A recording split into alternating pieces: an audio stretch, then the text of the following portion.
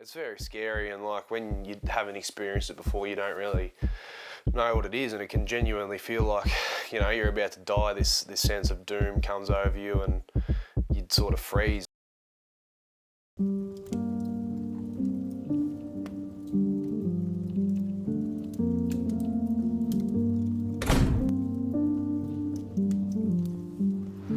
They say it only takes one sort of stressful period of your life to trigger anxiety, and I think I may have always been an anxious person, but the feelings that came on after was something I hadn't experienced before.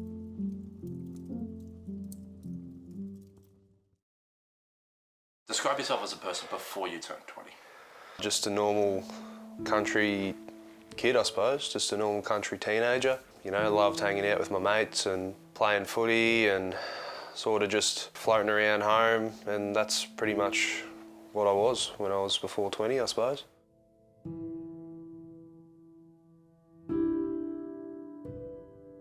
It was probably a moment where it really amplified as I started to struggle to get to sleep, and I just sort of had no idea what was really going on because I hadn't actually experienced that particular feeling before.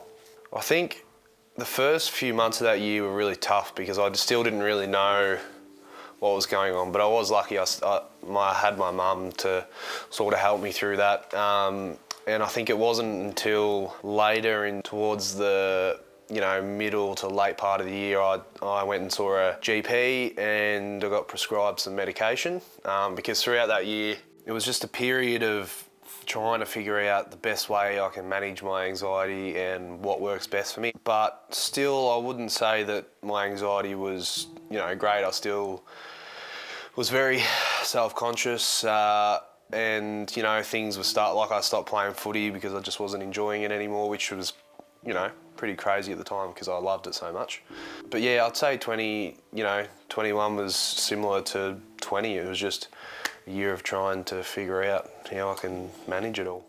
I was starting to get palpitations, which is when your heart is fluttering or it skips a beat, which is pretty frightening to feel. Yeah, I think it was getting pretty bad before that Sydney trip, and then I think, a couple of nights of the drinking and, lack of sleep and it just sort of amplified those feelings, and it was just those next 2 days I was just not having fun, and, one of the nights I didn't go out.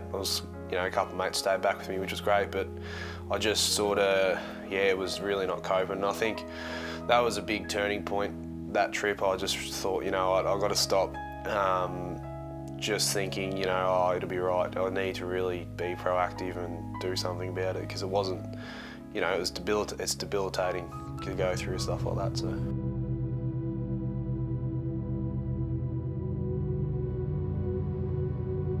You obviously have moments where you're like, oh geez, I don't know if this is what my life is going to be, I don't know, can I keep doing this? But I think in the back of my head, although those things come across your mind, I also knew deep down that I wasn't exactly taking a proactive approach sometimes. And I think you need to try and help yourself out as well. Even today, I'm still learning about that sort of stuff, but things, and it's something I started doing, things like meditation and stuff, which is just being mindful of where you are in the moment. It can help a lot. So yeah, I did have those thoughts, but I'm very lucky because all my mates are, they're all great. They're, particularly Jace and Harry and, mate Jack, and even my mate Matt.